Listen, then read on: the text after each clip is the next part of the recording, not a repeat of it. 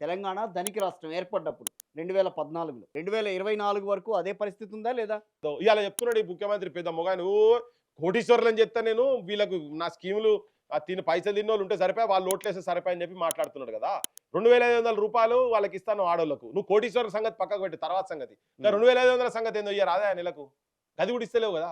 పింఛన్లు పెంచలేవు అని మొత్తుకుంటారు కదా. మరి నువ్వు ఇవన్నీ లేవు పైసలు లేవు దేనికి పైసలు ప్రతి హ్మ్. దానికి పైసలు లేవు అంటే మరి మీకు ఎటుకెళ్ళి వస్తున్నాయి? నీ ఢిల్లీ దానికి ఎటుకెళ్ళి పంపుతున్నావు నువ్వు పైసలు? మీకు పర్సంటేజ్ అక్కడికి ఎక్కడికెళ్ళి వస్తున్నాయి? నీ ఆలోచన విధానం ఏమున్నది? నువ్వు ఎటు సైడ్ తీసుకుపోతున్నావు?